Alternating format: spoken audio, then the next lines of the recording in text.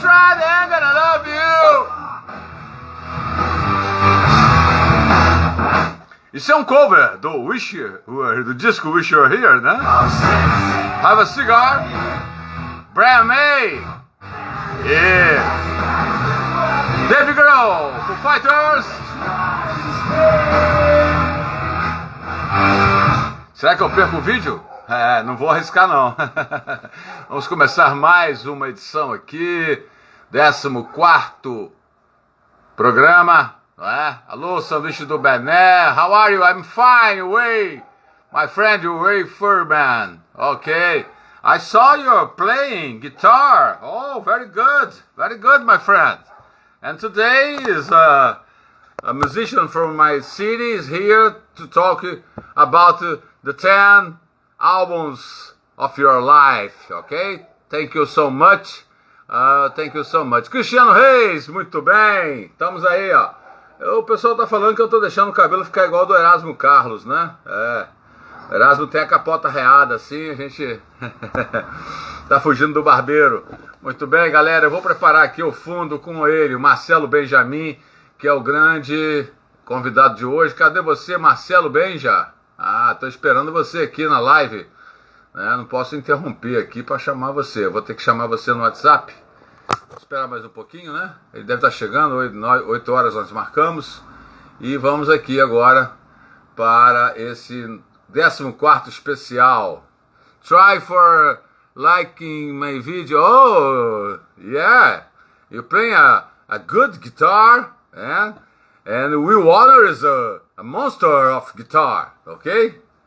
Guitar, yes. Oh. Yes, Brian May. No, it's other monster. Fauna Group, o pessoal das danças lá de Petrópolis, boa noite. Então vamos continuar com a nossa série aqui, ó. Isso, hoje Marcelo Benja vai estar aqui com a gente. Cadê o Marcelo? Tô esperando ele entrar comigo aqui online. Ele falou que a casa dele ficou tudo cheio d'água hoje. Vamos lá, vamos puxar aqui as músicas do Marcelo Benja. Enquanto isso, ó. Game Boy! The Crazy Train!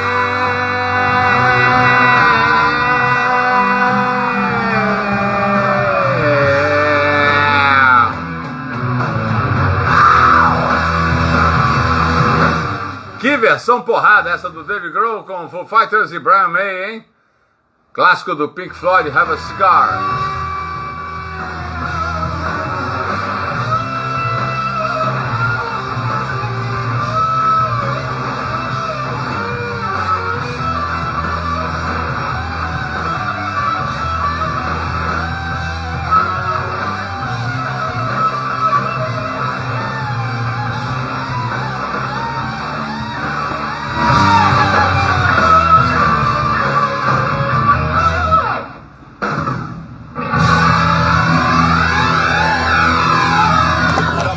Aqui porque funcionando a hora que você quiser. É só entrar em contato. WhatsApp 22999161639. É comigo, Paulo André. Vem comprar vinil com a gente. Preços especiais. Até R$200. Depende da raridade. É só entrar em contato. 20h01. Tem novidade chegando na VTV. Veja só o que te espera. Internet via fibra ótica de 450 MB por apenas R$ 99,90. Chegou a hora de economizar e dar um upgrade na sua conexão com a internet da VTV. Além disso, você ainda leva o Wi-Fi e instalação grátis. Gostou? Então corra que ainda dá tempo de aproveitar essa oferta. Ligue agora para 2101-7777 e tenha a nossa fibra ótica dentro de sua casa. VTV é de campus, é da gente, é fibra. Rádio Caiana 5 anos. Apoio Cultural Sanduíche do Bené. Teleentrega 999-485-541. Eu garanto, você vai virar freguês. Você está conectado na Rádio Caiana. Aqui só toca boa música. E RecBrasil.com. Soluções tecnológicas. Rádio Caiana.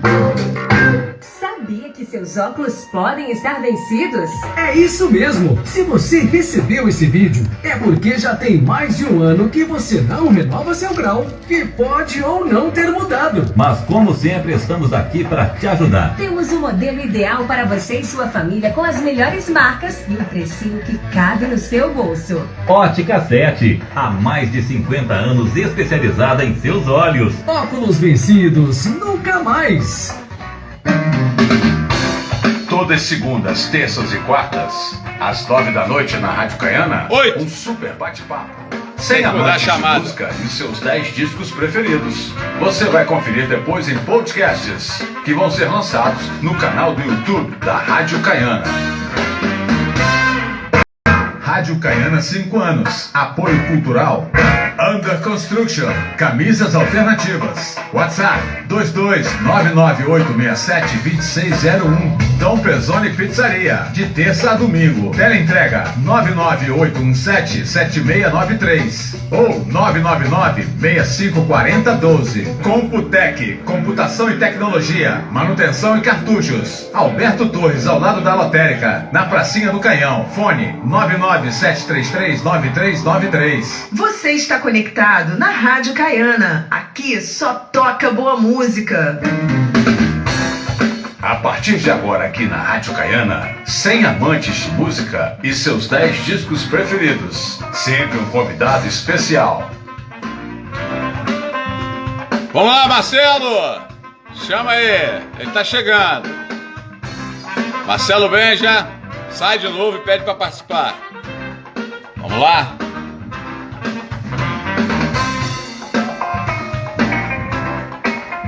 Marcelo Benja, ele é o artista de hoje. Enquanto isso, ó, vamos ver ele tocar aqui na Rádio Caiana. Vamos lá?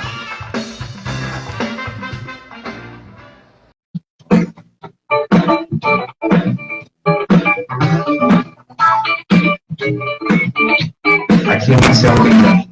Minha música toca na Rádio Caiana.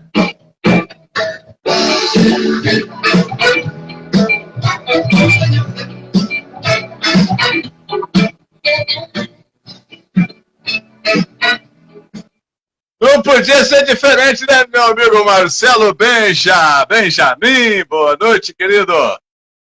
Salve, salve, Paulo André, salve, salve, Rádio Caiana, esse patrimônio cultural da cidade de Campos dos Goytacazes. Muito legal estar aqui, meu irmão, obrigado. Obrigado a você, é mais um, é o 14º participante, se bem que começou comigo e meu filho, né? Então você é o 13º convidado, o nome até sugere, né? O número, né? 13º, e a gente tem aí esse bate-papo que hoje a gente está fazendo online, né? Por conta aí das chuvas, né? Que assolam nossa planície Goitacá, que aqui já foi muito brejo, né? Os historiadores falam que Campos dos Goytacazes deveria ter sido construída do lado de Guarulhos, né? E devido aí aos grandes engenhos, aos senhores feudais da época, as descargas acabavam acontecendo aqui porque é quem tinha mais dinheiro e a cidade se desenvolveu do lado errado, vamos dizer assim, né? Pois é, né?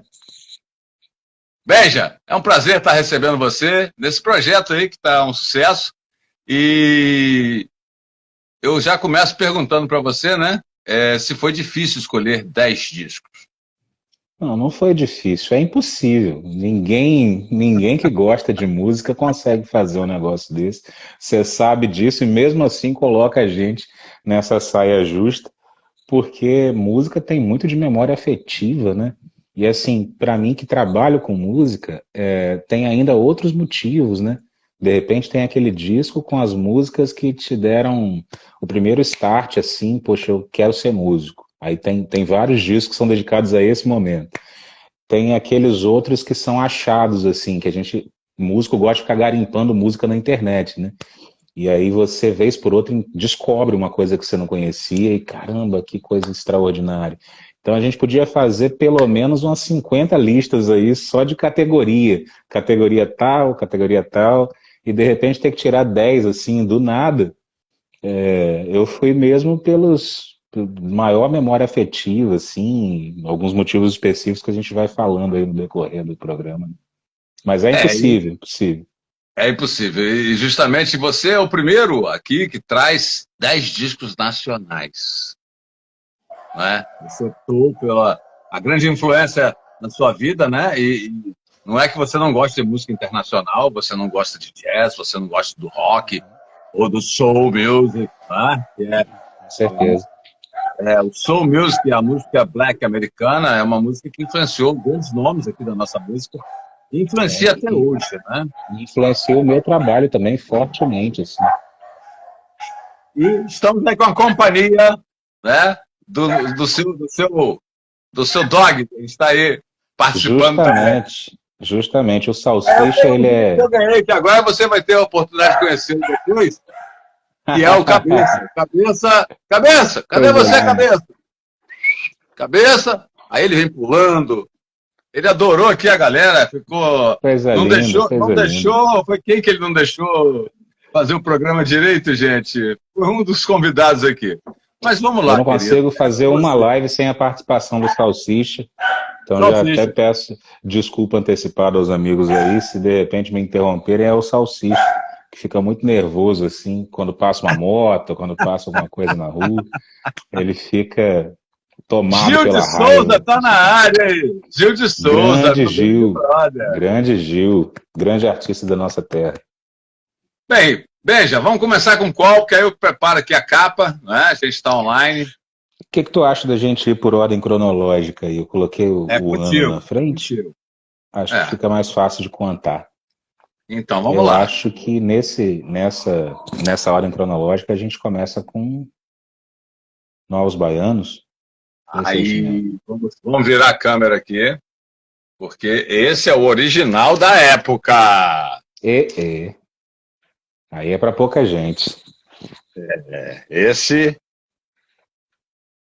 é contigo mesmo. Falar de Acabou Chorar é sempre bom ter outros depoimentos, né? Porque é um disco considerado um dos melhores lançados até hoje na história da música brasileira, né? Uhum. Eu começo falando que, assim, tem quase a vida toda eu escuto esse disco e ele continua me soando novo até hoje. E isso é uma coisa muito difícil de acontecer, assim. Só quando é genial mesmo que ultrapassa a barreira do tempo e continua, toda vez que eu escuto, me soa atual. Eu não consigo nichar esse disco, colocar ele num nicho, porque não existe esse nicho para esse trabalho. Você pode chamar de rock, pode chamar de MPB, pode chamar de pop, pode chamar de tropicália, você pode chamar de tanta coisa diferente, e tudo é verdade, né? Eles tiveram aí, antes desse disco, uma forte influência nas harmonias do João Gilberto. Tem uma história incrível deles com o João Gilberto, inclusive. E assim, é difícil falar é difícil definir esse disco com poucas palavras. A gente podia fazer uma live só sobre ele facilmente, assim. Mas o que fica para mim, e a primeira coisa que eu gostaria de dizer é isso, ele sempre me soa atual. É fantástico o que eles fizeram aí, o que eles conseguiram alcançar aí, em termos de sonoridade, é fantástico. Realmente, é uma obra-prima, vamos dizer assim, né?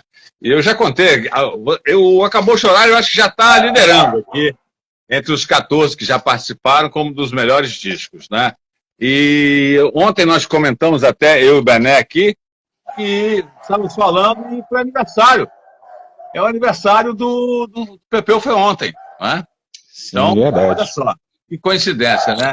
O Márcio daquilo, nosso grande mestre, professor, dizendo que Acabou Chorar é o primeiro disco de minha coleção. Os Novos Baianos foi o primeiro show que assisti na vida. Ele é um felizardo, né? Muita coisa. Morri de inveja agora do Márcio.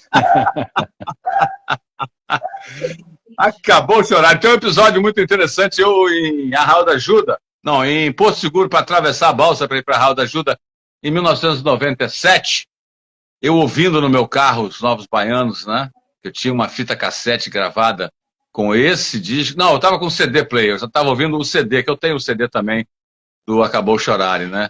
E os baianos ali, os caras, os turistas que estavam na balsa, começaram a me perguntar que banda era aquela. Eles não conheciam. Aí eu falei, cara, isso aí é da terra de vocês aqui, ó, é da Bahia, isso aí é Novos Baianos, enfim. É um disco épico. Número 1, bem escolhido, Benja, é contigo mesmo. É isso aí. E a complexidade desse disco é uma parada que eu me lembro das primeiras vezes de ouvi-lo, ficar voltando e voltando faixa por faixa para conseguir entender. Eu nem estava tentando tirar as músicas, não. Tirar foi muito depois. Eu estava só tentando entender o que eles estavam fazendo ali, sabe? Porque é um grau muito elevado, assim, de complexidade, sensibilidade. É fantástico, realmente. E Isso aí. Mistério do Planeta eu considero talvez a música da minha vida, assim, sem sombra de dúvida. Vou andando como sou e vou sendo como posso, jogando meu corpo no mundo, andando pelos todos os cantos e pela lei natural dos encontros. É demais, eu né? deixo e recebo um tanto. Olha que coisa fantástica.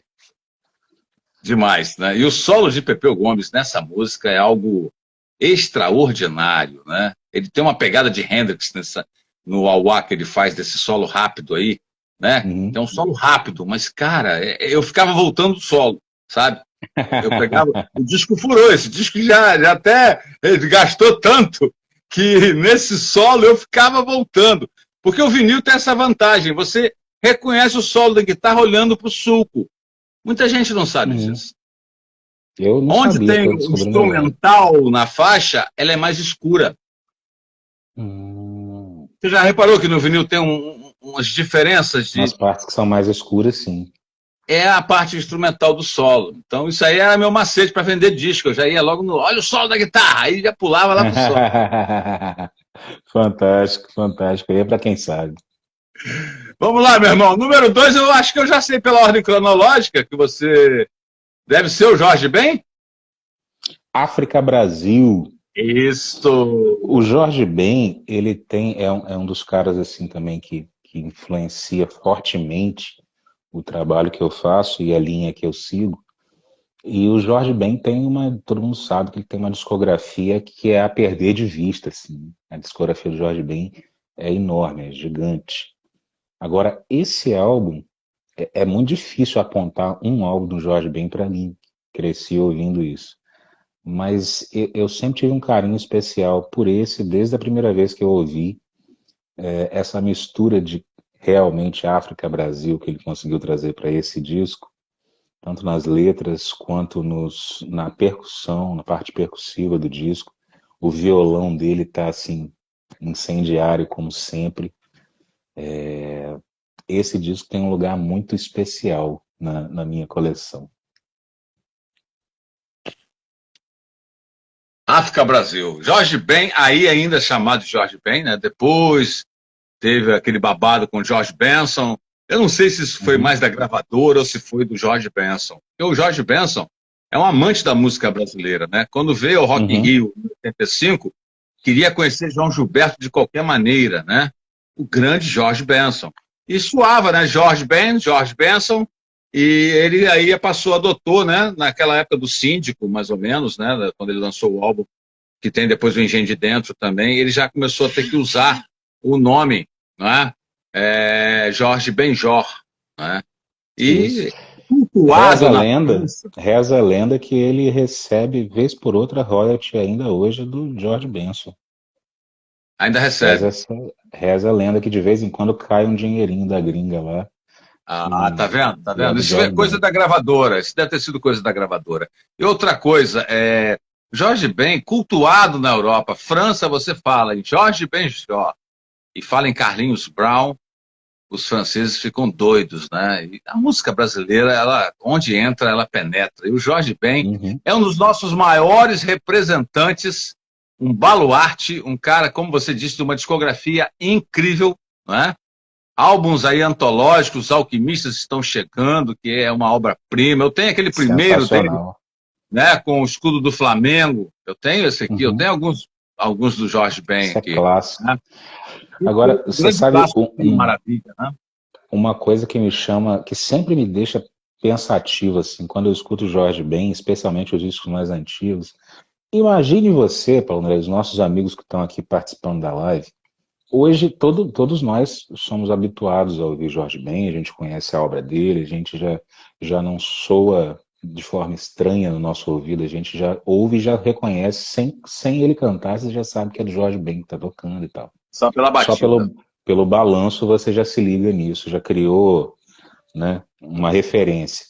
Mas imaginem vocês que estão aqui com a gente, lá pelos anos 60, o Jorge Ben entrando no estúdio, diante ali dos músicos, dos produtores e tal, com o violãozinho dele, fazendo isso. Você imagina o tamanho do susto, porque numa época de bossa nova, depois na época da Tropical, não tinha nada, absolutamente nada parecido com isso. E as letras, então, era um negócio fora da curva total, meio sem sentido, assim. E eu sempre fico imaginando que ninguém devia entender nada do que estava acontecendo ali, né? Tem um outro disco dele que eu fiquei muito na dúvida se entrava nessa lista ou não, mas como são só 10, né, você fez essa covardia com a gente, eu tive que escolher e botei esse aí, que é o que eu mais ouço. Mas o Gil e Jorge, eles têm uma viagem ali transcendental dentro daquele estúdio, gravando aquilo, certamente com psicotrópicos na veia, porque não é possível que eles estivessem sóbrios fazendo aquilo ali. E eu fico sempre imaginando isso, a cara da galera do estúdio, olhando para aquilo ali, vendo aquilo acontecer ao vivo, e pensando, o que é isso? O que está acontecendo aqui? Porque nada se parecia com aquilo. E aí a gente está falando de um cara que, para quem gosta do instrumento, o violão também, estuda sobre isso, a gente tem alguns pilares na música brasileira que meio que reinventaram a forma de se tocar esse instrumento. E o Jorge Benjor está nessa lista. A forma como ele espancava o violão, de forma percussiva, rítmica, e naquele ritmo frenético, isso não existia, assim. Passou a existir depois dele, virou referência, influencia até hoje muita gente, me influencia. Então tudo isso a gente poderia falar sobre esse disco aí também, sobre a obra, né, do Jorge Ben. Inclusive eu estou com a participação do nosso grande amigo Gustavo Sofiati, profundo conhecedor de música também, de nuances, né? Ele que é professor de história, ele diz que já ouviu dizer que essa jogada foi marketing do André Midani, entre o Jorge Ben e o Jorge Benjor e o Jorge Benson. Tá aí, boa explicação. E temos a galera entrando aqui. E falar em Gil e Jorge, né? Esses dias eu tenho o CD original, porque o vinil original do Gil e Jorge era tudo. O que você não tem, Paulo André? O que você não tem? Muita coisa. A coleção já foi maior. Hoje a gente vai desfazendo alguns, né? Eu fui daqueles caras que abdiquei do vinil durante um tempo, né? Acreditava no CD, tanto que a minha prateleira de CD lá, muitos ali eram da minha coleção. Então eu abdiquei um pouco do LP pela dificuldade em carregar, eu que mudava muito de local, meio nômade na minha vida, né? Morava numa casa, morava em outra. Agora eu estou aqui num local que espero não sair daqui mais, né? É um local que é da família, então estava ocupada, né? Mas aí eu estou aqui nesse super espaço que você vai ter o prazer de conhecer e onde a gente vai poder fazer alguns eventos aqui legais, cooperativos, né? Colaborativos. A ideia é essa. Então, o Gil e Jorge, eu vendi um LP simples. E detalhes, são coisas da música brasileira e das gravadoras, né? As músicas editadas, Marcelo, elas não eram... As músicas todas desse disco tem lá 7, 8, tem música com 10, 12 minutos. Então fizeram a compilação, editando e fazendo fade out nas músicas. É uma raridade o Gil e Jorge. É um sacrilégio. Um sacrilégio, essa foi boa. Não se faz isso com Gilberto Gil e Jorge Benjor. Vamos lá, deixa eu dar uma olhada, deixa eu adivinho aqui na categoria. Eu acho que vem agora aí. Eu acho que vem Djavan ou vem Boca Livre? Acho que o Djavan tá primeiro, o Djavan é 99. Djavan vem primeiro, que é um álbum também. Aliás, Eu vou te não, falar uma coisa. o disco do Boca Livre aí é de 96, dá uma olhada. Então é antes do isso aí. O Americana tá aqui. Americana, é. Vou puxar Então, a capa. eu começo dizendo que Boca Livre é um dos meus grupos de MPB favoritos de todos os tempos, assim. E esse disco, especialmente, ele não tá no Spotify, não tá nas plataformas de streaming. Você não encontra esse disco lá. O único jeito de você ouvir esse disco é no YouTube. No YouTube tem, porque alguém que tem o disco postou lá. Esse aí, Americana. Eu acho isso de uma beleza como poucas vezes eu vi na vida. Repetindo o que eu disse antes, me soa atual, sempre que eu escuto. O trabalho vocal deles a gente nem precisa comentar, é extremamente impecável. O Zé Renato é um cara muito fora da curva, em todos os sentidos, assim. O líder, né, desse grupo que parece piada, mas até isso o boçal do Bolsonaro conseguiu estragar. O grupo se dividiu durante a pandemia aí, porque um integrante é Bolsonaro. Maurício Maestro. Pois é. Um músico incrível e infelizmente teve esse desvio de conduta. Foi casado com a Joyce, né? Ele foi esposo da Joyce, morrendo há muito tempo, né? Eu vou mostrar outras coisas do Boca que eu tenho aqui também, principalmente aquele primeiro álbum, que é um álbum que na época, a gente na Caiana comprou ele independente. Nós compramos esse disco independente e posteriormente ele foi vendido pela gravadora que lançou o disco, mas o Boca Livre está aqui, ó. Vamos achar o Boca? Aqui. Esse é o primeiro álbum deles. Pois é. Independente. Essa prensagem foi onde eu me apaixonei. Foi onde eu me apaixonei pelo Boca. Olha aqui, ó. Essa é a versão original, tá lá. Esse é mais um disco independente, tá lá.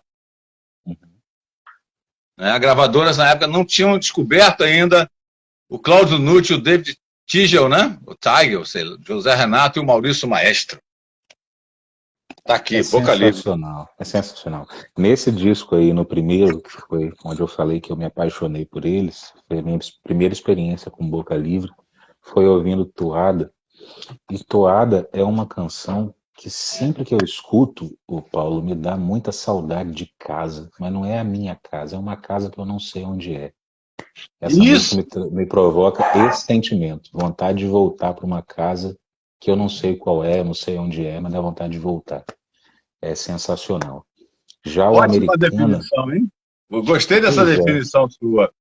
Muito legal. Toda vez que eu escuto Talvez o meu sentimento por ela também seja parecido com esse, mas eu nunca imaginei dessa forma. Muito legal, muito legal. E é raro eu não chorar, assim. Se eu estiver em público, talvez me segure, mas Toada sempre me faz chorar. Agora, esse disco, o Americano, eu gosto especialmente dele, coloquei ele aí, porque eu acho que ele... Não sei se você já ouviu esse disco, talvez tenha ouvido, mas eu já tive esse disco em CD. Já teve? Já. Primeiro eu considero assim, um resumo perfeito do que é o Boca Livre. Eles estavam em plena forma, as harmonias são incríveis, tem algumas faixas que são instrumentais, que são belíssimas, os arranjos vocais perfeitos do início ao fim do disco.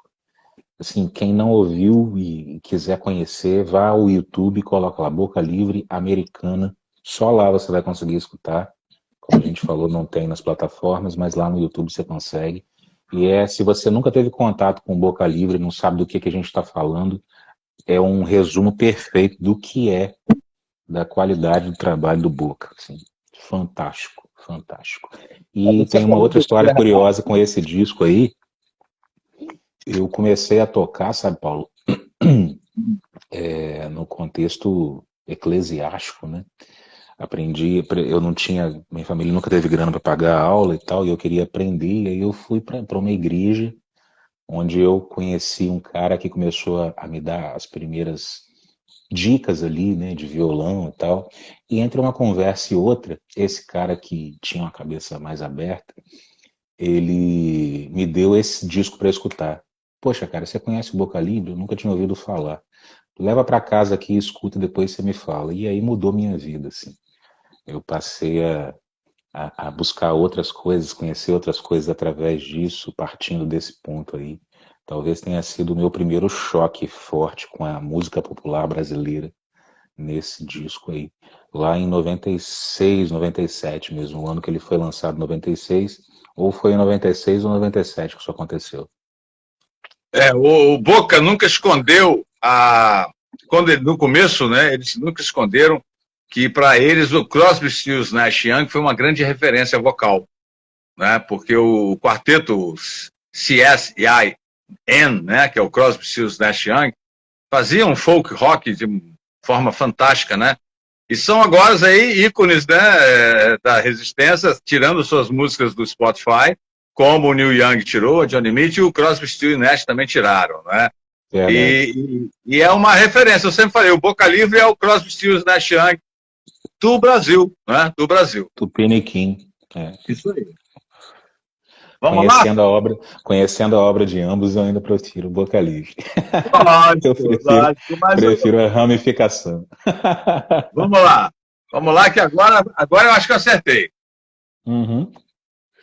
1999, Djavan me lança um disco duplo, assim, um resumão dos seus maiores sucessos até então. Eu considero esse álbum duplo, um dos discos mais bem arranjados que eu já ouvi em toda a minha vida. Eu não sei nem por onde começar a falar dele. Você pode falar dos metais, você pode falar... A gig, muita gente que é fã do Djavan considera essa aí a melhor gig que ele já teve na vida. Ele até resgatou alguns. Mas assim, arranjos do Paulo Calazans, eu não me lembro quem é que fez os arranjos de metal, mas são perfeitos. Os metais desse disco são uma coisa incrível. Com o padrão de qualidade de Djavan que a gente sempre ouviu, mas esse álbum duplo aí é simplesmente fantástico. Assim, é um dos meus discos de cabeceira. Tem gente que tem livro de cabeceira e tem como disco de cabeceira. Está sempre no meu rádio, está sempre no meu computador de trabalho, está sempre no meu celular. E quando eu quero ouvir Djavan, normalmente é esse disco que eu escuto primeiro, depois eu vou ouvir outras coisas e tal. Como você fala muito bem, tem toda a obra dele praticamente nesse álbum, né? E concordo com você em gênero e número, gravação, arranjo, o profissionalismo, né? Que o Djavan sempre o acompanhou, desde que quando ele lançou o Luz, né? Que aquilo ali é um marco na carreira dele, quando ele lança o Luz lá, né? Com a produção do Ronnie Foster, com a turma do jazz. Do Steve Wonder. Steve Wonder tocando com ele, aquilo, Samurai, né? Então, a carreira dele decolou de uma forma tal, e Djavan é um dos top, né? Com certeza. Muita gente eu gostava demorou. Muito daquela música Acelerou, né? Acelerou. Que era uma inédita, né? Eu acho que era uma inédita. Essa música não tinha sido lançada em disco nenhum. Não, essa foi a única inédita desse álbum. Desse álbum, né? E sensacional também. Acelerou. Demais, né? É um disco de jazz contemporâneo, tá? Esse álbum pode ser... O Djavan é um músico de jazz. Muita gente fala, mas ele é um dos tops, com certeza. E uma carreira belíssima também. O brasileiro sabe o que é jazz muito por causa do Djavan. Tem gente que nunca teria tido uma experiência mais próxima do jazz clássico se não fosse pelo Djavan, no nosso contexto cultural, assim. E é de um refinamento, assim, o nível dos arranjos desse álbum duplo, e a mixagem também foi extremamente bem feita. Não parece um disco ao vivo. Não soa. A gente está falando de um disco de 99. Se você pegar qualquer disco de 99, 95%, tá na sua cara que é dos anos 90, que é da década de 90. Porque tudo soa meio parecido. Esse disco não. Esse disco ele soa atual hoje, os arranjos são incríveis e a qualidade da mixagem, da masterização, é tudo perfeito. Perfeição define esse álbum duplo do Djavan. Perfeito! E agora?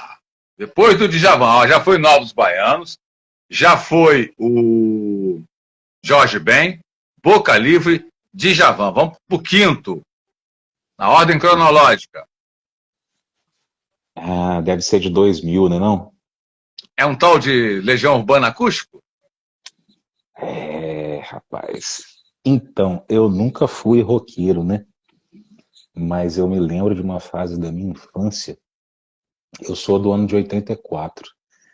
E aí eu era um garoto, assim, o primeiro contato que eu tive com esse disco. Eu tinha um vizinho que ouvia isso aí no repeat simplesmente o dia inteiro. O dia inteiro. Final de semana que ele estava em casa, durante a semana ele ainda saía para trabalhar, botava quando chegava, mas final de semana era da hora que o sol nascia até a noite, ouvindo esse disco no repeat, acabava, voltava, acabava, voltava. Antes de saber tocar qualquer instrumento, eu já conhecia todas essas músicas de cor. Quando eu aprendi a tocar violão, eu já tocava todas elas sem nunca ter procurado cifra, nada, de tanto que eu ouvia esse disco. E talvez seja o meu contato mais próximo, assim, com o rock do Renato Russo, com a poesia dele. Eu acho esse disco incrível porque ele é muito cru. Talvez seja um dos discos da MTV mais crus, no sentido de tem muito pouca coisa aí, tem muito pouca coisa nessa produção, e o que tem são excelentes músicas com ótimos arranjos, né, muito mérito do Dado, né, arranjando as canções do Renato, que eram extremamente simples, né, e talvez esse seja o grande barato do Legião Urbana. O Renato, ele não era instrumentista, ele era um grande letrista. E aí ele fazia ele de forma muito simples e o Dado conseguia jogar isso para outro lugar, assim, com arranjos que não são nada de espetaculares, assim, mas são de muito bom gosto e é viciante. Essa mistura é viciante. Esse disco aí, para mim, resume muito bem o que foi o impacto do que foi o Legião Urbana na minha vida. Vale ressaltar que é um disco póstumo, né? Foi lançado depois, né? Não. Foi lançado depois. Ele foi gravado com o Renato vivo. Aí depois que a gravadora o lançou, né? Depois da morte do Renato. Não fazia parte da discografia, né? Oficial. Né? O Legião Urbana, Marcelo, era um dos grupos que eu comprava todos os discos, todo mês, tanto vinil quanto LP, e vendia todos eles todo mês. Né? Era uma banda que conseguiu vender todos os álbuns. E o Renato, logicamente, depois da descoberta da doença, né, que é a AIDS, ele tornou-se mais introspectivo, as suas composições mudaram a forma de ser. Eu sempre comparo isso com o Cazuza. O Cazuza era o contrário. O Cazuza era um poeta antes, quando descobriu a doença, virou o revoltado, né, começou a gravar a crítica social, e com o Renato Russo houve o inverso. Ele era a crítica social pura, e depois, quando ele descobre a doença, ele torna-se mais introspectivo, suas letras ficam mais romântico, né, subjetivas e românticas, e eu faço essa relação dos dois, né, dos dois poetas aí do rock brasileiro, né, vamos dizer assim. Uhum. Sim, sim. E eu acho uma obra incrível. Todos os acústicos da MTV, eu acho que tem 3 nessa lista aí. Estou com um aqui que eu acho que é o próximo. Eu acho que é o próximo pela cronologia, se o meu chip do pente velho não falhou. Né? Justamente. E todos eles sempre foram marcados assim por uma produção incrível e tal, mas nesse aí eu acho que por opção deles próprios. Eles quiseram fazer uma coisa mais intimista, e isso traz uma ambiência para o disco que é diferenciada, assim. Ele conversa muito com o público, né? Apesar de ser um disco ao vivo, a ambiência dele é muito introspectiva e você consegue se concentrar melhor no que está sendo cantado, no que está sendo dito, na poesia do Renato Russo. Esse disco ele precisava existir, ele não podia ter ficado mesmo fora da discografia deles. Bem, eu desconfio que pode ser 2, aí a memória do chip falhou. Então eu vou mostrar, porque pode ser o Lenin Incité, que é gravado na França, ou o Lulu Acústico, um dos dois, na cronologia. Eu acho que o Lulu vem primeiro, o Lulu é de 2000, se eu não estou enganado. O Lulu Acústico, o primeiro acústico, né? Depois teve o segundo, mas esse primeiro é de 2000. Esse disco talvez seja um dos que eu mais escutei na vida, assim. Eu quero começar dizendo que o Lulu Santos é o maior artista pop da música brasileira de todos os tempos, assim. Pop. Ele consegue encarnar isso como pouquíssima gente. Se ele fosse gringo, ele seria um artista mundial, assim, não tem nenhuma sombra de dúvida disso. Ele não é mundial porque ele é brasileiro. Se ele fosse gringo, ele seria mundial, como outras estrelas da música pop mundial. Eu tenho essa convicção. O cara é um hitmaker que nunca perdeu a mão, que sabe fazer sucesso, música chiclete como ninguém, mas não música chiclete que passa no próximo carnaval. Música que fica pra vida, né? Músicas desse disco aí, como Certas Coisas, na minha humilde opinião, é a maior música romântica já escrita na língua portuguesa. Que música fantástica! Não existiria som se não fosse o silêncio, não existiria luz se não fosse a escuridão. A vida é mesmo assim, dia e noite, não e sim. Certas Coisas, para mim, é uma coisa, é a maior música romântica já escrita na língua portuguesa. Olha ele aí, ó.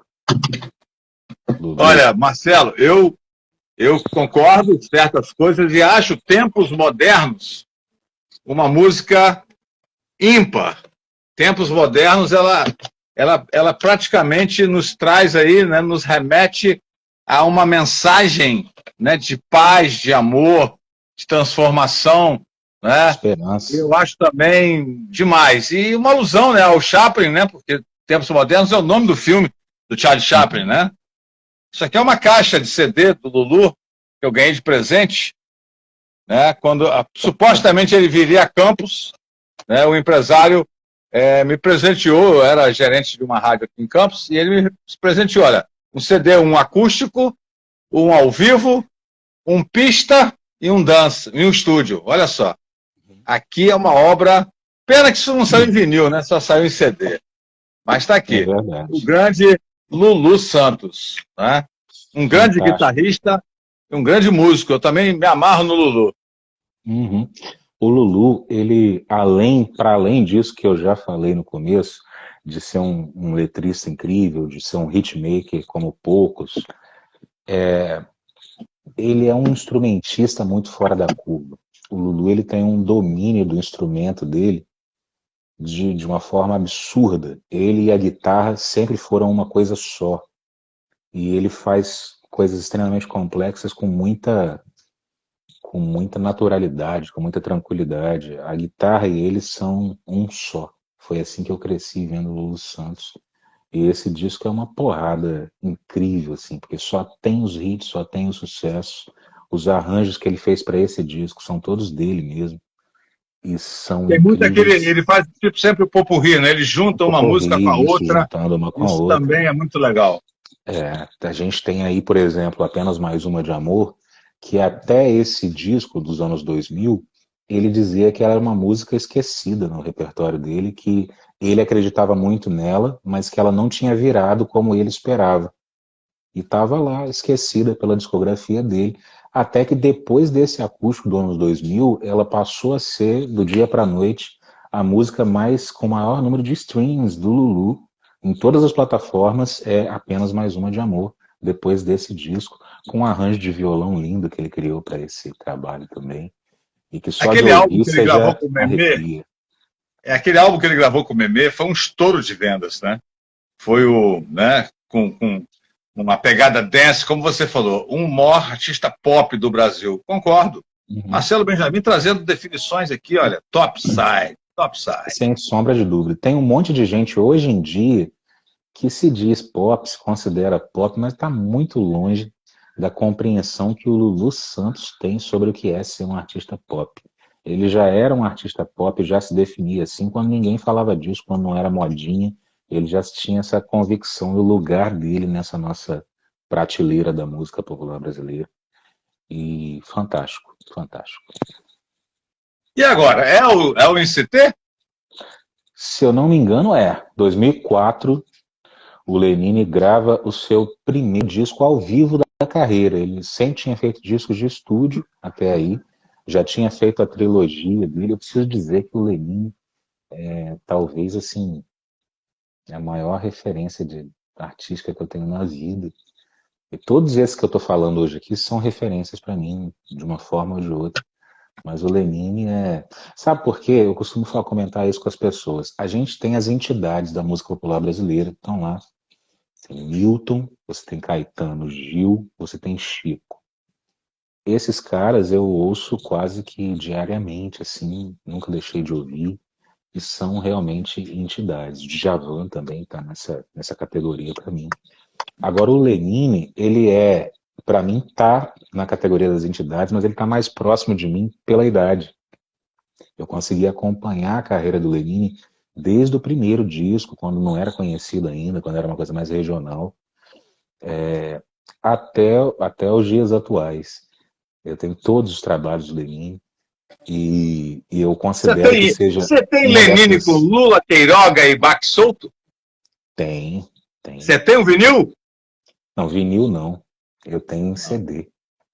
Cara, eu vou contar para não ter, porque Lenine também, para mim, é uma sumidade. Eu acho todas juntas num só ser uma das coisas mais inteligentes da composição. Ele é professor, mestre em letras, não é? Ele é um cara que tem uma cultura vastíssima. E eu conheci o Lenine em 1982, no Rio de Janeiro, na Bartolomeu Portela. Já contei essa história aqui. Porque eu morava meu pai, na época, minhas duas irmãs moravam no pensionato, eu passei para fazer engenharia cartográfica em 80 no Rio, 1980, você não era nascido, e eu tive a oportunidade de, papai conseguiu alugar um apartamento, porque nós passamos todos para a Federal. Eu era o UERJ, minha outra irmã foi engenharia mecânica UERJ, e minha irmã Márcia, o FRJ, a enfermagem. Então eu morava na Bartolomeu Portela, que era a rua do Paulinho da Viola. E morava nessa rua o Bubusca Valença, primo do Alceu Valença. Inclusive, Bubusca Valença, eu tive disco vendendo dentro da Caiana na época. E quem vem do Nordeste e fica hospedado na casa do Bubusca Valença? O Lenine. Só isso. Tive o prazer de conversarmos ali, tinha uns barzinhos, né? O Rio de Janeiro tinha muito isso. E tinha dentro na Galeria do Cinema Veneza, que não existe mais, tinha aquelas lanchonetes que vendiam o pernil de porco, né? Ou a carne assada que você pedia com pão. Comeu isso no Rio de Janeiro? Era assim, era o nosso almoço, né? Porque era um sanduíche de pão de sal grande, aquele pão grande ou pernil, isso tudo vendia, e a gente às vezes se encontrava ali, né? Com o Lenine. E o cara, esse disco foi gravado na França, só para lembrar, em Cité.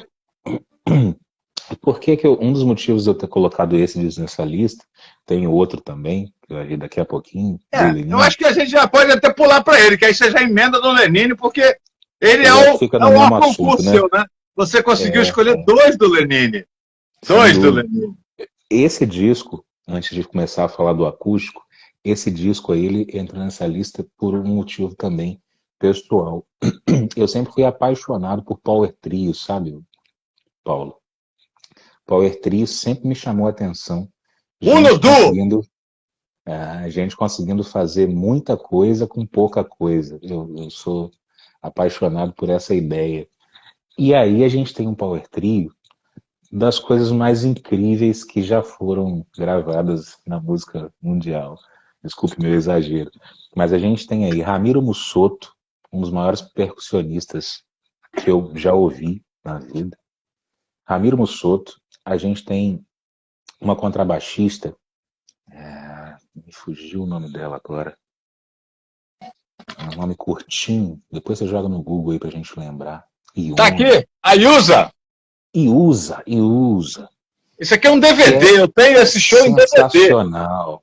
Isso, eu gostaria muito que você me emprestasse isso. Com certeza, é o DVD fazer uma cópia. Para eu fazer uma cópia. É sua. Muito obrigado, meu irmão. A gente tem a Iusa, Ramiro Mussoto e Lenine. Apenas percussão, contrabaixo e o violão do Lenine. Que, como eu falei do Jorge Ben lá atrás, o Lenine também está entre aqueles que reinventaram o violão brasileiro, o violão popular brasileiro. Assim como o Gilberto Gil, assim como o João Bosco, cada um com a sua, trazendo a sua novidade. O Lenine trouxe a coisa mais percussiva possível para esse instrumento, tocando com baixos invertidos, desafinando a corda, a sexta corda, né, afinando um tom abaixo e tal, saindo do padrão, criando coisas que só ele faz, ainda hoje só ele faz, e virou também uma referência nesse sentido no violão popular brasileiro, assim. E aí nesse disco só tem os três acabando com absolutamente tudo, com arranjos maravilhosos, a galera, a plateia, assim, em chamas, os franceses completamente alucinados com o que estava acontecendo em cima daquele palco. É fantástico, é fantástico. É um dos maiores discos que eu já ouvi na vida, sem dúvida nenhuma. Eu não sou de guardar DVD, não, mas esse eu acho assim. Sensacional.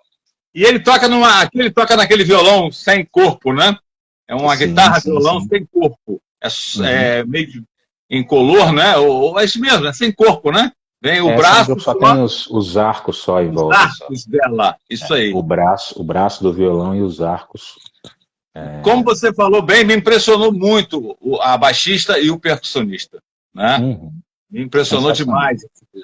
O Ramiro, ele cria climas com a percussão ao longo desse disco. Faixa por faixa, ele faz uma coisa completamente diferente. Você não ouve o mesmo trabalho de percussão de uma faixa para outra.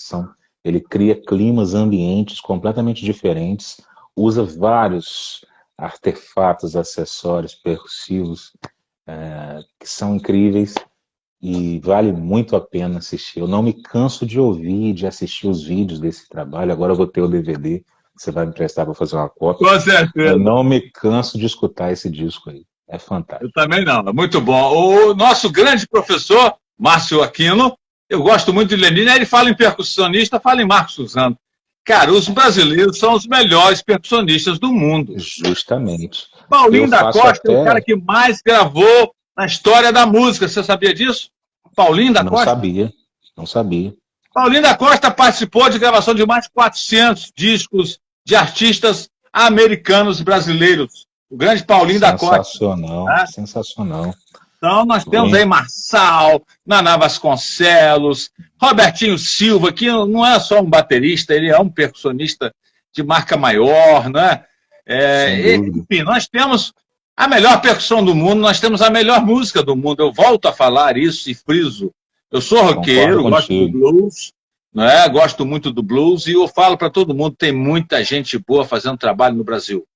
Não é só essa música que a Crowley impõe às rádios, né? As rádios vendendo mal, com faturamento baixo, tem que se aderir, né, a música paga para poder tocar na rádio, e a gente é infestado aí por músicas, não tenho nada contra quem gosta, sofrência para qualquer um, né? Não é para qualquer um, todo mundo que se amarra aí. Agora, essa coisa do sertanejo universitário, coitado dos universitários, ninguém pediu ajuda a eles na hora de definir esse estilo musical como sertanejo universitário, né? Porque nós tivemos uma grande música sertaneja também com grandes nomes, né? Pena Branca e Chavantinho, o próprio Chitãozinho e Chororó, né? Eu lembro Leonardo de Camargo saem dessa praia, né? O Chitãozinho e o Chororó não, eles sempre foram regionais. Depois se venderam um pouco a essa prática, mas Tunique e Tinoco, não é? Cascata e Nhanhatinha, e fora os violeiros, os nossos, né, homens da prosa do Nordeste, né? São os trovadores, né? Nossa música é riquíssima. Quando eu falo, eu notei que você não falou, né? Mas Alceu Valença é outro músico que podia estar na sua lista aqui tranquilamente, né? E o Alceu é o rock baião. O Luiz Gonzaga fez rock and roll lá atrás, gente. Porque o baião é rock and roll. Pois é. Estou falando mentira? O baião é rock and roll. Se você pega as linhas melódicas de músicas do Luiz Gonzaga e encaixa numa guitarra distorcida, parece que foi feito. Parece que foi feito ali. Parece que foi feito na guitarra. Assim. E o acústico? Fazer essa junção. Ele vem com o acústico depois, né? Rapaz, isso é explosivo. Esse disco, a definição dele é explosivo. Eu comentei, eu não quero ser repetitivo, que o ao vivo do Djavan, que a gente falou lá de 99, ali está perfeição em matéria de arranjo para mim. Todos os arranjos são absolutamente perfeitos. Agora, os arranjos desse disco aí do Lenine também são incríveis, incríveis. Eu ainda coloco o Djavan lá primeiro, mas assim, é uma outra proposta, é uma outra linguagem e acústico, né? Muito violão, muita rabeca, muita viola de 12, viola caipira. São arranjos incríveis desse disco aí. As músicas são sensacionais. A poesia do Lenine é um negócio que faz bem para a alma. Escreve muito, né? Escreve muito. Quando eu tô nos meus momentos mais críticos, assim, crise de ansiedade e tudo mais, eu ouço Lenine e isso me conforta a alma de uma maneira como nada mais faz, assim. Lenine, Paciência é uma filosofia de música, né? Aquilo não é uma música. Paciência é uma filosofia, né? Uhum. Aquela música, ela está presente nos dois discos, tanto no acústico como no Incité, né? Sim. E paciência resume isso aí que você falou. A paz que o Lenine traz quando a gente o ouve, né? Porque sem dúvida, nesse tempo de pandemia agora, nesses últimos 2 anos, inclusive outro dia o Spotify agora está divulgando no final do ano o que você mais ouviu, né? Durante o ano inteiro, assim. E pelo segundo ano consecutivo, 2020 foi assim, 2021 foi assim também, Lenine no topo da minha lista lá, porque foram muitos momentos de estresse, muitos momentos beirando o desespero, e nesses momentos eu ouço Lenine e me faz bem pra caramba. Realmente, realmente. Lenine é o cara que teve 2 discos escolhidos pelo Bené. E pela ordem natural das coisas aqui, nós vamos para um dos maiores nomes da música, se não o maior compositor. Só fazer mais uma observação que eu não podia deixar de falar. O Incité, ele foi indicado ao Grammy e não ganhou. O acústico ganhou. Olha aí. Grammy Latino. Boa, boa. Seria esse... Mestre Chico Buarque de Holanda. Meu pai era paulista, meu avô pernambucano, meu bisavô mineiro, meu tataravô baiano. Vou na estrada há muitos anos, sou um artista brasileiro. Esse cara, ele para mim, se a gente está falando aqui que a maior música do planeta é a música brasileira, que não existe música como a música brasileira, e eu acredito fielmente nisso. E esse cara, para mim, é o grande representante do que a gente tem como música popular brasileira. Eu acho interessante que, na época dele, quando ele começou a gravar seus primeiros discos, eu já vi algumas matérias de jornais da época dizendo: com uma linguagem simples, Chico Buarque encanta a sua plateia com suas músicas e tal. Naquela época era considerado linguagem simples. Hoje em dia virou cult. Virou linguagem rebuscada, complexa, refinada. Assim. Em algum ponto a nossa cultura se perdeu nesse sentido, porque o que era simples e popular agora é algo rebuscado, é assim que muita gente trata. Esse ano de 2012, ele é ao vivo, não é isso, Marcelo? Ao vivo. 2012, não é isso, se não me engano? Uhum. Com vários grandes sucessos da carreira, sim, com arranjos lindíssimos, como, por exemplo, o arranjo de O Meu Amor, desse disco, para mim é mais lindo que o original, é a melhor versão de O Meu Amor, por exemplo. Geni e o Zeppelin, Terezinha, tem muita coisa incrível nesse disco. Para mim é um bom... Eu precisava colocar um disco do Chico e eu não sabia qual. Então eu comecei a procurar e recordar das coletâneas, né, de sucesso e tal, e essa daí foi a que eu mais ouvi. 2012. Ele tem vários discos ao vivo gravados assim na sua carreira, inclusive o Caetano Chico no Castro Alves é uma obra-prima, né? Tem depois ele gravou em Paris também, Chico em Paris, muito bom. Depois ele grava um no final dos anos 2000 com Wilson das Neves, com aquela turma toda de feras, onde ele tem uma versão de Bancarrota Blues que é demais, né? O Chico conseguiu fazer blues, conseguiu fazer valsa, conseguiu fazer chachado, conseguiu fazer tudo. Né? Chico Buarque de Holanda, uma unanimidade.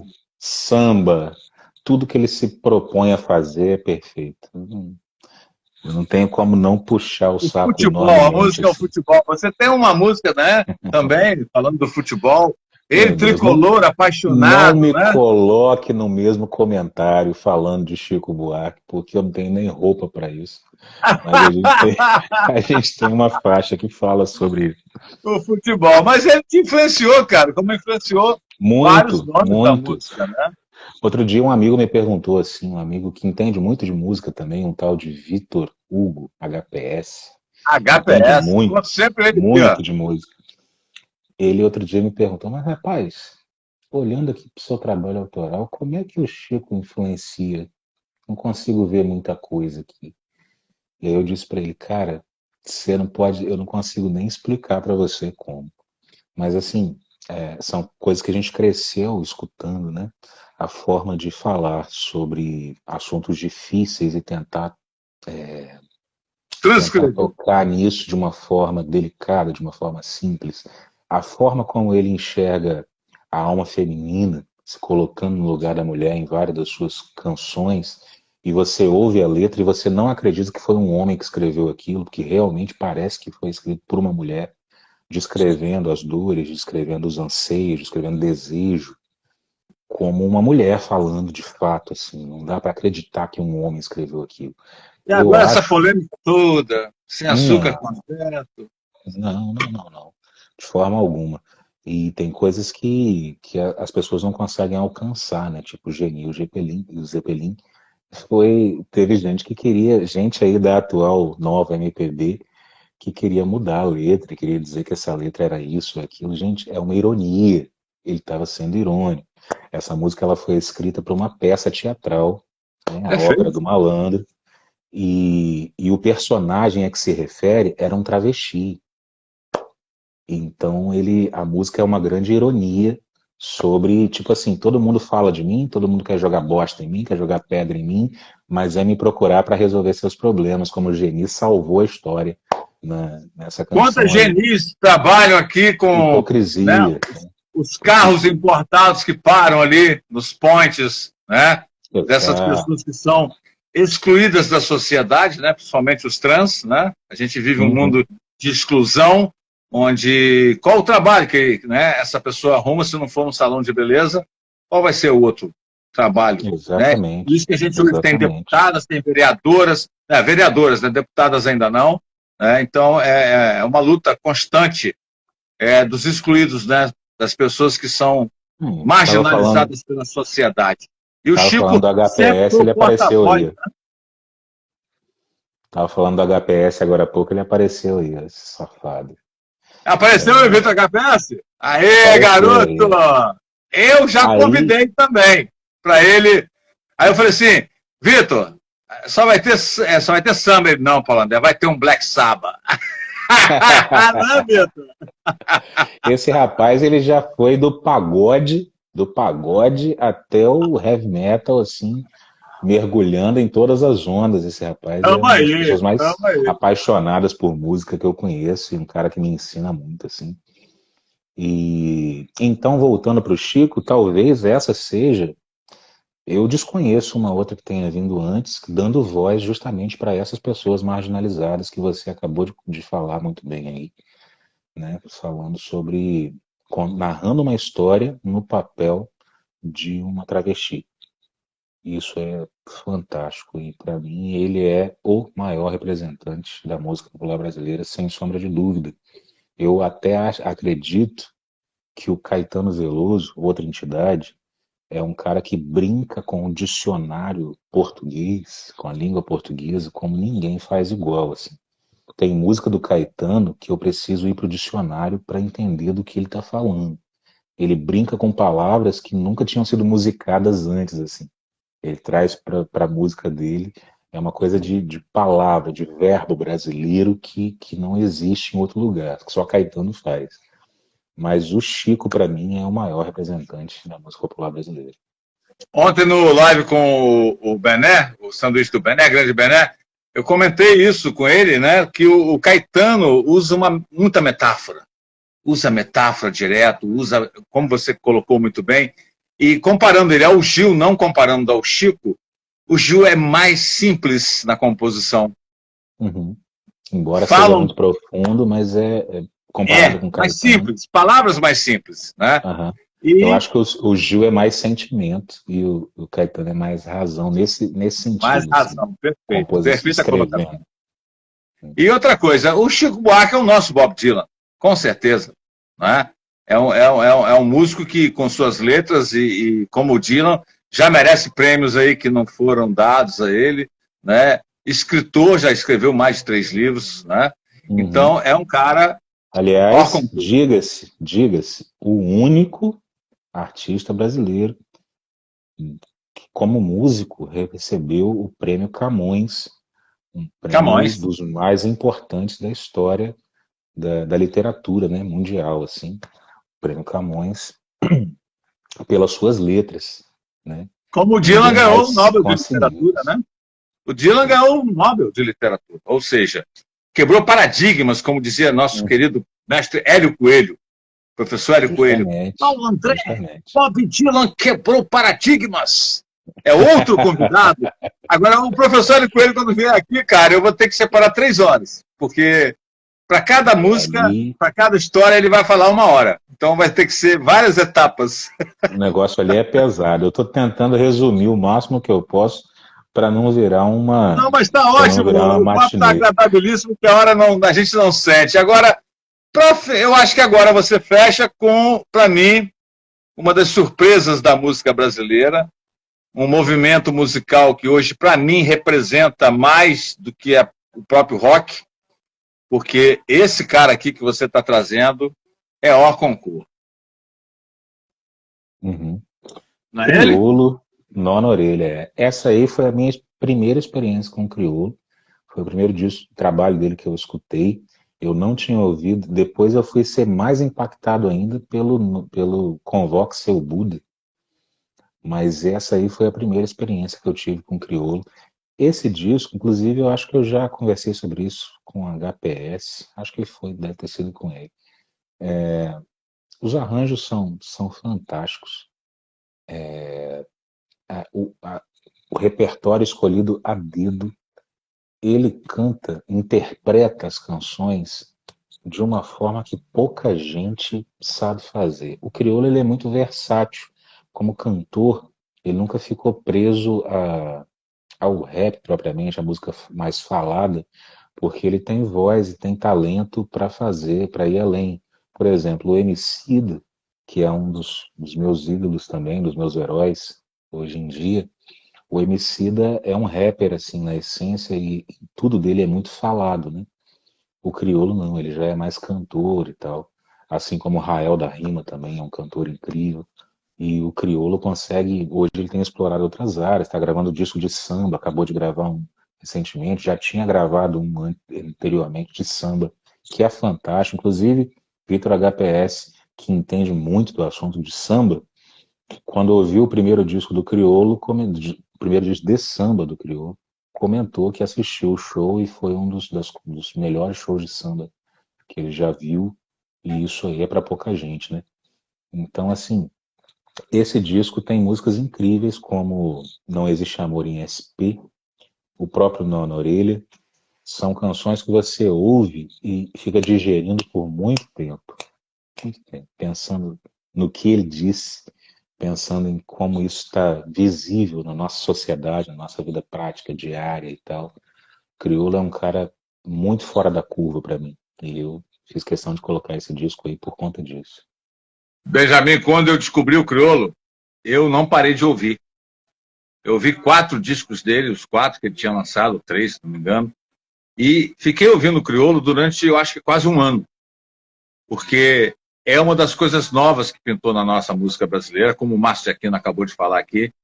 Ele tem uma musicalidade, concordo com você, é muito cantor, e faz uma junção de todas essas influências com arranjos, com uma riqueza musical, né? Muito bom que não gosto, é para qualquer um, não. O disco Criolo e Emicida, o show, é fantástico também. Inclusive tem a participação do Mano Brown, né? Que é outro monstro.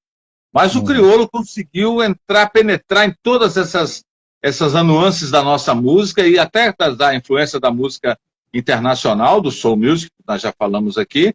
Mas, cara, é muita inteligência, é muita leitura. É o que eu falo para as pessoas. O vocabulário hoje e as pessoas não leem. Quem pouco lê, pouco produz de palavras.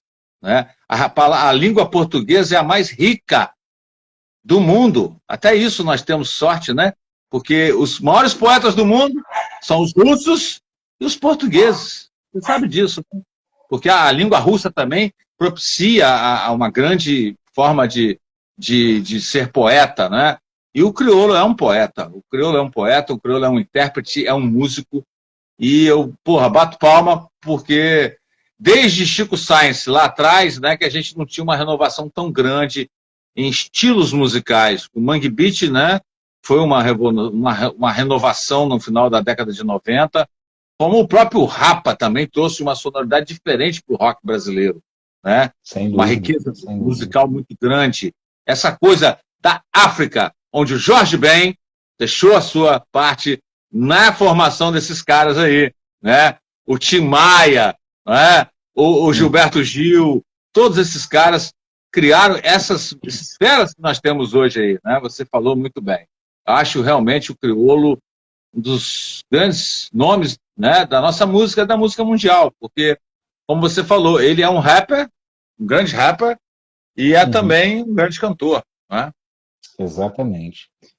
Nesse disco, na orelha, tem uma canção, eu não estou me lembrando o nome dela, mas o Ney Matogrosso também gravou, eu acredito que não seja dele, mas a música diz: meia-noite, pleno Largo do Arocho, a confeiteira e seus doces sempre vem oferecer. A interpretação do crioulo nessa faixa é de chorar, meu amigo. Tem um monte de cantor grande da música popular brasileira que não consegue atingir esse nível de interpretação que ele tem nessa faixa aí. É de arrepiar. Se você não escutou, escute na orelha. Quando chegar nessa faixa, para o que você está fazendo e escute o crioulo cantar essa faixa. Sensacional. As pessoas não são más, elas estão perdidas. Não é? Marcelão, pintou os 10, né? Já? Falta nenhum, não. Acho que não, foi tudo. Foram todos aí? Todos aqui já. Né? Foi um prazerzaço conversar com você. Né? Também já participei no início da pandemia de um bate-papo com você online, agora você me retornou. Foi bom demais, exatamente. Eu quero só reafirmar que é uma grande covardia isso que você está fazendo com seus convidados, escolher 10 discos, não ter Tim Maia nessa lista. Tem gente que vai me criticar pesadamente por isso, não ter Gilberto Gil nessa lista, mas não tem como, assim, tem que lembrar das memórias mais chocantes. Pois é, memórias fortes de impacto que você teve e jogar a primeira coisa que vem na cabeça para você conseguir participar desse quadro. Mas obrigado, meu irmão, pela força que você sempre me dá, e eu sempre faço questão de agradecer, não só para mim, mas para os artistas independentes, locais aqui da planície do Itacá, desses campos alagados, que estão sempre sofrendo para conseguir divulgar o seu trabalho, e você abre essa porta, eu não estou sozinho mais. Agora eu não estou sozinho mais. Tem a Rádio Goitacá também fazendo esse belo trabalho. Exatamente. Um abraço para os meus amigos Romualdo Braga. Com certeza, influenciados por esse trabalho que você sempre fez. Cássio Peixoto, né? Turma bacana demais. Eu vejo uma equipe formada. Eu sou aquele cara alone, sozinho, faço tudo sozinho. Meu pai me ensinou um pouco disso, talvez seja um defeito, né? As pessoas falam, você é muito centralizador. Mas não é isso. É um projeto que a gente sonhou sempre ter uma rádio, eu sempre sonhei em ter uma rádio, nunca imaginava que ia ter uma rádio e TV, porque hoje a gente tem essa vantagem de ser rádio e ser TV ao mesmo tempo. Nosso vídeo vai ficar lá no IGTV, aqui da Rádio Caiana, e em breve vai estar também no canal do YouTube da Rádio Caiana, estou disponibilizando lá também, que é uma outra plataforma, estou começando nela agora. E Marcelo Benja, em breve, uns acústicos aqui, a gente vai voltar a fazer nessa área maravilhosa aqui. Hoje a gente pode fazer, olha, lá na garagem, olha lá, no ar livre. Perfeito, né? Perfeito. Igual o Bruce Cana, que inaugurou ano passado aqui a Rádio Caiana. Montaram aqui o palco e o rock and roll rufou. Tá bom, meu querido? Assim que parar de chover, a gente vai combinar isso aí. Grande Marcelo Benja. Siga Marcelo Benja nas redes sociais. Tem o Urudu, o novo trabalho dele. E quer contratar esse puta músico aí, ó, procure ele lá nas redes sociais que você vai ter um grande show. Eu lembro você tocando, quando a gente fez o Jazz na Vila, né? Eu era bolsista lá da Casa de Cultura Vila Maria, com a grande professora Simone Teixeira, que vai estar aqui. Ela está em Polvorosa para participar também. E ela, na época, quem nós vamos trazer para tocar o João Gilberto? Eu falei assim, cara, Marcelo Benja. Aí, Marcelo fez um desafio, né, de fazer uma homenagem ao grande João Gilberto. Brother, sucesso, luz, beijão na família, tamo junto sempre. Abraço, meu irmão, tamo junto sempre, é exatamente isso. Sucesso de bom, vida longa, Rádio Caiana, meu irmão Paulo André, e tamo junto sempre. Valeu, querido, um abraço.